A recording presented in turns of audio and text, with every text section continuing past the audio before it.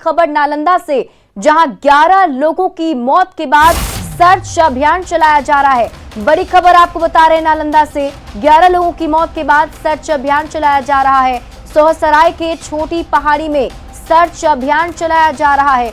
घर में इलाज कराते 4 लोग मिले हैं, सभी को इलाज के लिए अस्पताल भेजा गया। तो बड़ी खबर आपको नालंदा से बता रहे हैं, जहां 11 लोगों की मौत आने के बाद जो अब है पुलिस की टीम की तरफ से सर्च अभियान चलाया जा रहा था, जिसमें 4 लोग जो है घर के अंदर ही इलाज कराते हुए मिले हैं और सभी को पुलिस ने अभी अस्पताल भेज दिया है।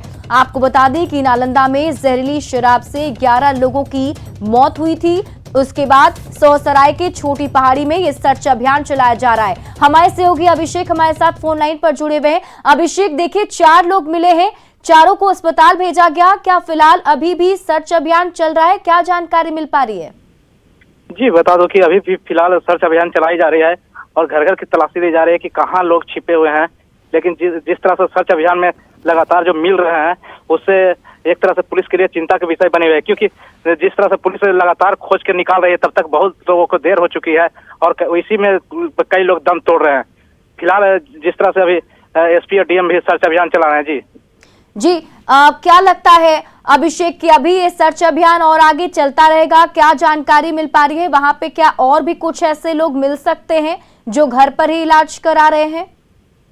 जी, यहाँ पर फिलहाल पुलिस और स्थानीय प्रशासन है जो आसपास के इलाके में भी सर्च अभियान चला रही है और जो है घटनास्थल है उसके आसपास भी सर्च अभियान चला रहा है, ताकि ये पता चल सके कि जो आसपास के लोग हैं जो कहाँ जो दूसरे जगह पर जाके रुक गए हैं या तो इलाज करा रहे हैं, वहाँ भी खोजबीन की जा रही है। फिलहाल जिस तरह से आज भी थोड़ी देर पहले 4 लोगों को जो मिले हैं, उन्हें अस्पताल में भर्ती कराया गया है इलाज के लिए। बिल्कुल अभिषेक, लेकिन देखिए बड़ा सवाल तो उठ ही रहा है कि लगातार जो है पुलिस की तरफ से सख्ती की जा रही थी, शराबबंदी कानून को सफल बनाने की कोशिश की जा रही है, लेकिन फिर भी ऐसी खबरें सामने आना, लोगों का शराब पीना, जहरीली शराब से लोगों की मौत होना प्रशासन की कार्यशैली पर सवाल खड़ा करता है। जी, फिलहाल तो पुलिस प्रशासन की कार्यशैली पर सवाल खड़े कर रहे हैं, लेकिन यहाँ तक जो स्थानीय लोग भी है जो कि मन एक तरह से पुलिस को सहयोग नहीं कर पा रहे हैं। यहाँ तक क्या है कि जो अगर जो पुलिस के डर से या तो किसी प्रकार से जो है भयभीत है, या तो कहे तो कुछ बताने से इनकार कर रहे हैं कि कहाँ लोग परिजन है मेरे, कहाँ है, कहाँ पी के पड़े हुए हैं, कुछ भी परिजन भी सहयोग नहीं कर पा रहा है। इस कारण से पुलिस के लिए और कठिन बनी हुई है और पुलिस भी चाह रही है कि जो जहाँ जो है शराब बनाया जा रहा है, लेकिन यहाँ पर है कि शराब बनाने का मामला नहीं मिली है और फिलहाल जो शराब बाहर से मंगा कर बेची जाने का मामला प्रकाश में आया है। बिल्कुल, वो जो 11 लोगों की मौत हुई जहरीली शराब से, क्या उसको लेकर कोई अपडेट सामने आ पा रहा है? कुछ पता चल पा रहा है? पुलिस जो जांच कर रही है, कुछ जानकारी मिल पाई कि आखिर कहाँ से वो शराब आ रही थी, कैसे लोगों के पास पहुंच पा रही थी? फिलहाल सुनीता देवी का नाम सामने आया है, जो मुख्य धंधेबाज थी। वो है बाहर से शराब मंगा के जो है सेवन लोगों को परोसने के काम करती थी। उसे पकड़ने के लिए प्रयास की जा रही है, लेकिन वो अभी फिलहाल घर छोड़कर फरार हो गई है और पुलिस सुनीता देवी के गिरफ्तार करने के बाद ही स्पष्ट हो पाएगा कि वो जो है शराब कहाँ से लाके बिक्री करने का काम करती थी। जी बहुत बहुत शुक्रिया तमाम जानकारी के लिए अभिषेक। आप इस खबर पर नजर बनाए रखें, वापस भी आपसे अपडेट लेंगे। इधर नालंदा के सोहसराय में संदिग्ध स्थिति में मरने वालों की संख्या अब 11 हो गई है। पावापुरी में इलाज के दौरान कालिया उर्फ शंकर की मौत हुई, वहीं प्रहलाद कुमार की घर में मौत हुई। जोनल आईजी ने सोहसराय थाना अध्यक्ष सुरेश प्रसाद को सस्पेंड कर दिया है। साथ ही अब तक 7 लोगों की गिरफ्तारी भी की गई, जिनके पास से चुलाई शराब भी बरामद हुई है।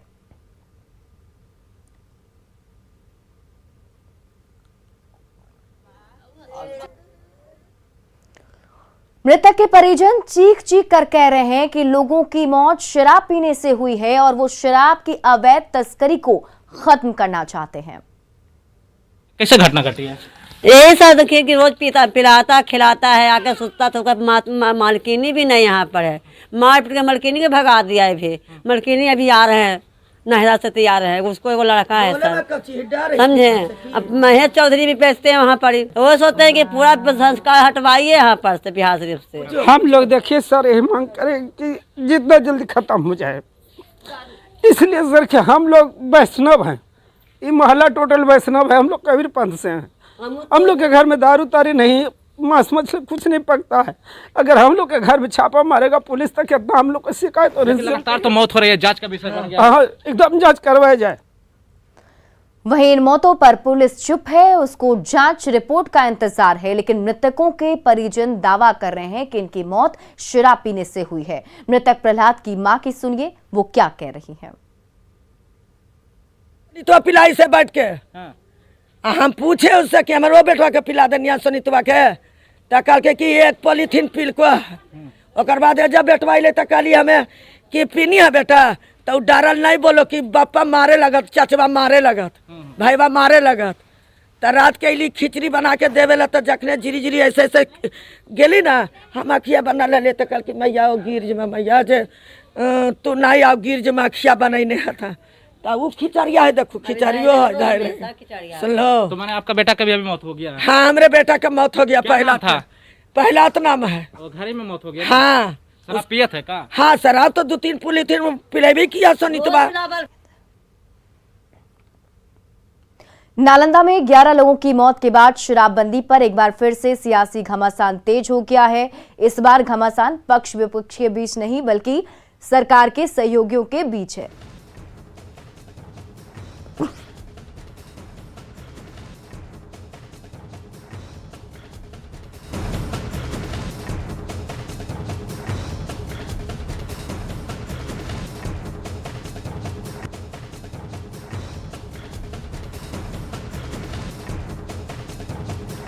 तो शराबबंदी कानून को लेकर एक बार फिर से अब पक्ष विपक्ष नहीं, बल्कि जो सरकार के सहयोगी दल हैं उनके बीच में जो है जुबानी जंग चल रही है, जिसमें हम आपको ग्राफिक्स के जरिए बता रहे हैं। देखिए, शराबबंदी से जो है नुकसान हुआ है परिवार का, ये कहना है। शराबबंदी कानून की समीक्षा हो, ये बीजेपी की तरफ से कहा जा रहा है। तो लगातार ऐसी जो जुबानी जंग है वो सामने आ रही है।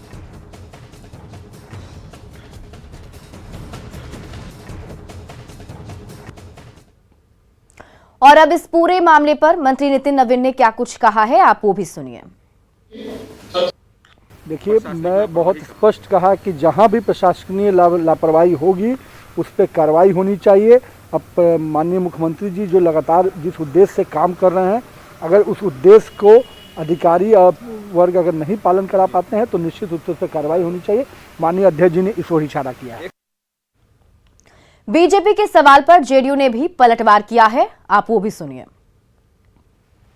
सरकार का मामला है तो सरकार अकेले जेडीयू की नहीं है, भारतीय जनता पार्टी जेडीयू दोनों को मिलाकर सरकार है।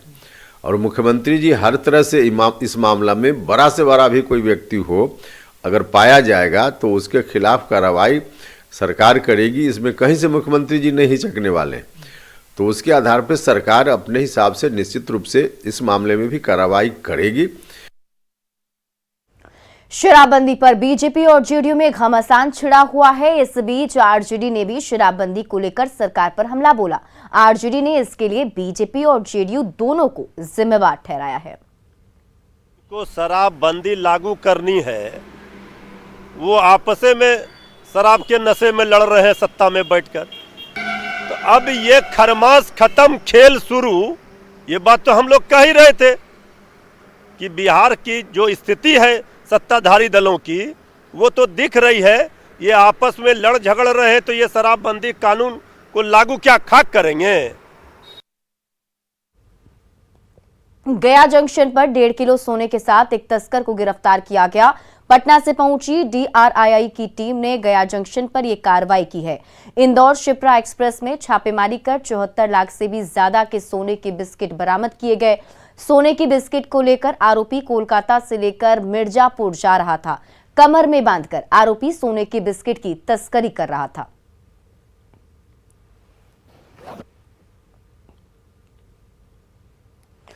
कोरोना की तीसरी लहर को देखते हुए सरकार ने सख्त पाबंदी लगा रखी है। भीड़ जुटाने पर सख्त पाबंदी है, लेकिन गोपालगंज में एक बच्चे की छठी पर पूरी रात नचनिया का डांस होता रहा। लोगों की भारी भीड़ में रात भर अश्लील नृत्य होता रहा। लोग नचनिया के साथ लिपट लिपट कर रहे थे। ये वीडियो 15 जनवरी की रात का है। वीडियो वायरल होते ही पुलिस हरकत में आई और मामले की जांच में जुट गई है। मामला मोहम्मदपुर थाना क्षेत्र के कटैया खास गांव का है। अखिलेश सहनी के घर में कई साल बाद लड़का हुआ था। सहनी परिवार की ओर से इस खुशी में बच्चे की छठी पर पूरे गांव के ग्रामीणों को आमंत्रित किया गया था। रात में भोजन कराने के बाद मनोरंजन के लिए नचनिया का अश्लील डांस कराया गया। डांस देखने के लिए गांव की भीड़ उमड़ पड़ी और पूरी रात कोरोना गाइडलाइंस की धज्जियां उड़ाई गई।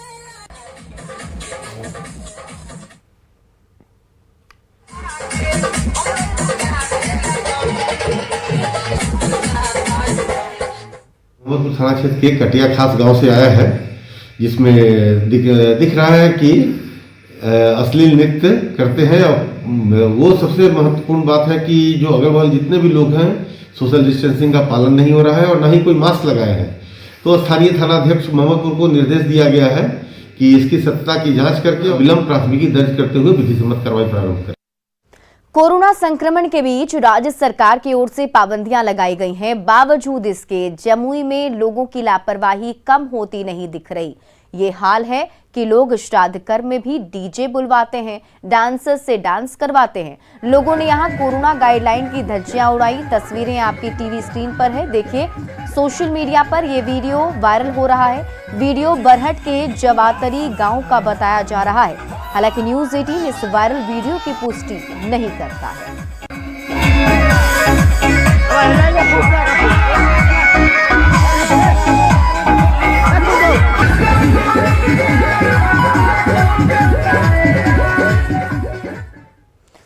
भागलपुर बिहार में पुलिस की गिरफ्त से अपराधियों के भागने की घटना लगातार सामने आती है। उसके बावजूद भी पुलिस वाले संभलने का नाम नहीं ले रहे हैं। वहीं पुलिस की लापरवाही की एक तस्वीर शहर के कचहरी चौक के स्थित एक होटल में देखने को मिली, जहां पिरपैंती से गिरफ्तार आरोपी आनंद कुमार शाह को थाने के चौकीदार के द्वारा कोर्ट में पेशी के पहले होटल में बैठाकर मछली भात खिलाया जा रहा है। आरोपी को भाई से मारपीट के आरोप में पुलिस के द्वारा कल ही गिरफ्तार किया गया था और आज जेल भेजने से पहले कोर्ट में पेशी होनी थी। बढ़ते हैं आगे और अब आपको एक ऐसी खबर दिखाते हैं जिस खबर से आपको थोड़ा सावधान रहना चाहिए और सावधानी बरतनी भी चाहिए, क्योंकि वैशाली के हाजीपुर सदर अस्पताल पर लापरवाही का आरोप लगा है, जहां एक जच्चा और बच्चे की मौत के बाद लोगों ने सदर अस्पताल पर लापरवाही का आरोप लगाया। इस विषय में सिविल सर्जन से शिकायत की गई है। बताया गया है कि बीती देर रात एक महिला ने एक मरे हुए बच्चे को जन्म दिया, जिसके बाद अस्पताल प्रशासन ने बिना किसी दवा दिए महिला को अस्पताल से घर जाने का फरमान सुना दिया।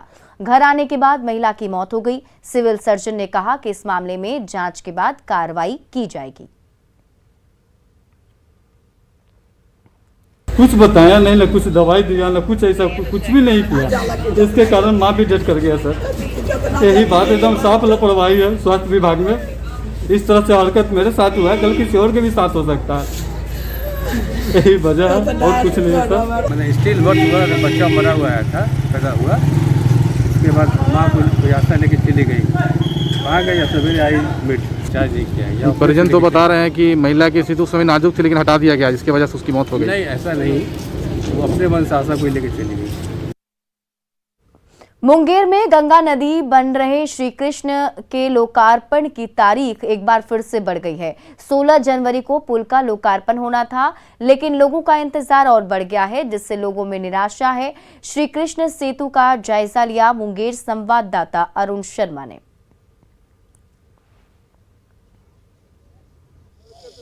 एक बार पुनः गंगा नदी पे बन रहे श्री कृष्ण सेतु के उद्घाटन का डेट टल गया है।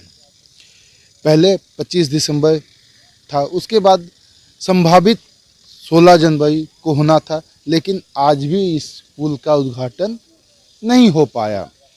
बातें कई सामने आई कि यहाँ के जो सीएम हैं वो भी कोविड हो, उनको भी हो गया, वो भी आइसोलेशन में है, जिस वजह से साथ में कई काम जो है अभी बाकी थे, उस वजह से भी यहाँ के अभी तक उद्घाटन नहीं हो गया। उद्घाटन को देखने के लिए लोग आए हुए थे पुल पे कि आज उद्घाटन होना है, लेकिन उन्हें काफ़ी निराशा हाथ लगी कि उद्घाटन का डेट जो है पुनः टल गया। हम लोग को काफ़ी उम्मीद थी कि आज उद्घाटन हो ही जाना था, लेकिन किसी कारण नहीं हो पाया।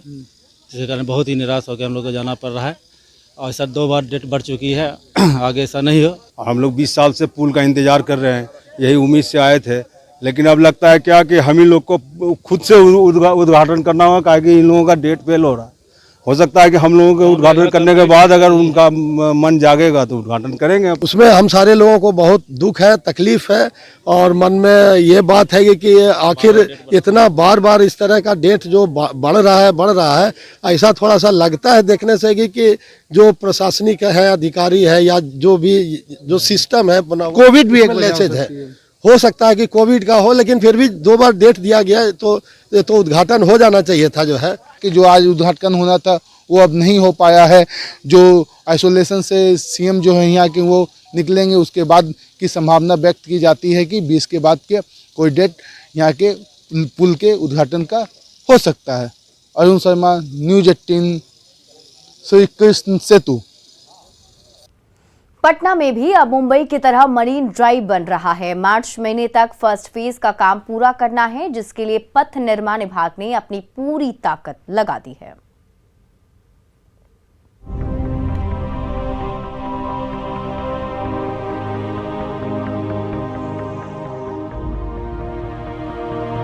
पटना में भी लोग जल्द ही मुंबई की मरीन ड्राइव जैसा मजा ले सकेंगे।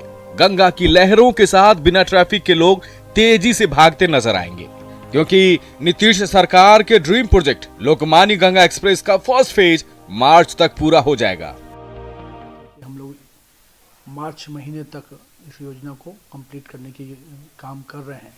जो एन सिन्हा इंस्टीट्यूट का पोर्शन है, जहां पर उसको पहला फेज का जोड़ने का, साथ ही साथ हम लोग का प्रयास है कि पीएमसीएच का जो अलाइनमेंट है उसको भी मई जून तक उसको भी हम लोग जोड़ के चालू करें, ताकि जो डबल डेकर का काम शुरू हो तो उसमें लोगों को असुविधा न हो, खास करके पीएमसीएच पहुंचने में। मुख्यमंत्री नीतीश कुमार ने साल 2013 में इस ड्रीम प्रोजेक्ट की आधारशिला रखी थी। 20 किलोमीटर लंबी एक्सप्रेसवे दीघा इलाके से दीदारगंज को जोड़ेगी। पटना से बाहर पीएमसीएच आने वाले मरीजों को दमघोटू ट्रैफिक जाम में नहीं फंसना होगा, क्योंकि पीएमसीएच पहुंचने के लिए गंगा एक्सप्रेसवे से 4 लेन की सड़क कनेक्टिविटी दी जा रही है। इतना ही नहीं, गंगा दीघा पुल की तरफ से करीब 6 किलोमीटर तक सड़क के दोनों तरफ 5 मीटर चौड़ी वॉकिंग ट्रैक भी बनाए जा रहे हैं। इसके साथ ही एम्स, दीघा मार्ग, जेपी सेतु और आर ब्लॉक दीघा पथ को जोड़ने के लिए दीघा छोड़ पर रोटरी का भी निर्माण किया गया है। बिहार सरकार का ड्रीम प्रोजेक्ट लोकनायक गंगा एक्सप्रेसवे का काम काफ़ी तेज गति से चल रहा है। वर्ष 2013 में मुख्यमंत्री नीतीश कुमार ने इसका शिलान्यास किया था, ताकि पटना शहर को जाम से छुटकारा दिलाया जा सके। दीघा से दीदारगंज तक इस सड़क का निर्माण कराया जा रहा है, जिसमें तकरीबन 14 किलोमीटर यहाँ से एलिवेटेड सड़क होगी। और हमारे ठीक पीछे की तस्वीर हम दिखाएंगे कि यहाँ से लगभग 6 किलोमीटर दीघा तक जो बांध है, उस बांध पर सड़क बनाया जाना है और एन सिन्हा इंस्टीट्यूट तक इसे लाया जाएगा। और यहाँ से अप्रोच पथ एन सिन्हा इंस्टीट्यूट से बनाया जा रहा है, ताकि लोग जिन्हें गांधी मैदान जाना होगा वो यहाँ से जा सकते हैं इस सड़क का इस्तेमाल करने के बाद। और सबसे बड़ी बात है कि कुल 6 जगहों पर इस सड़क को शहर से कनेक्ट किया जाएगा। उत्तर बिहार से दक्षिण बिहार जाने वालों के लिए, पटना शहर आने वालों के लिए काफ़ी सहूलियत होगी।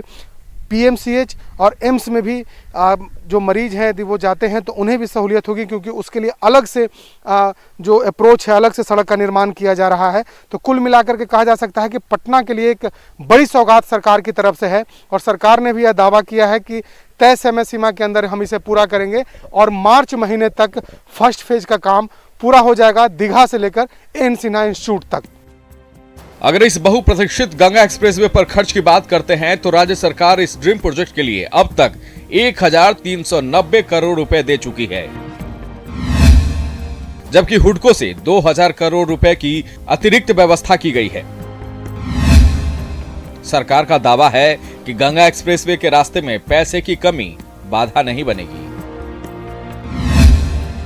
मार्च में पहले चरण का काम पूरा होने के बाद इस साल मई जून तक दूसरे चरण का भी काम पूरा करने का लक्ष्य है, ताकि बिहार को जल्द से जल्द एक बड़ी सौगात मिल सके। शैलेंद्र कुमार, न्यूज़ 18, पटना। राजेंद्र सिंह एक बार फिर से बीजेपी में शामिल हो गए हैं। बेतिया में प्रदेश बीजेपी अध्यक्ष डॉक्टर संजय जायसवाल के घर पर उन्होंने फिर से पार्टी की सदस्यता ली। संजय जायसवाल ने कहा कि राजेंद्र सिंह पार्टी के बड़े नेता रहे हैं और पार्टी में उनका स्वागत है। माननीय राजेंद्र जी भारतीय जनता पार्टी के बिहार के महामंत्री रह चुके हैं, प्रदेश के उपाध्यक्ष रह चुके हैं। उससे पहले उन्होंने विभिन्न स्थानों पर संगठन मंत्री का भी दायित्व निर्वहन किया था और यह अपने घर में अपनों का स्वागत है। माननीय राजेंद्र जी का और सभी का मैं हार्दिक स्वागत और अभिनंदन करता हूं। और फिलहाल इस बुलेटिन में अभी के लिए बस इतना ही, लेकिन न्यूज़ 18 बिहार झारखंड पर खबरों का सिलसिला लगातार जारी है।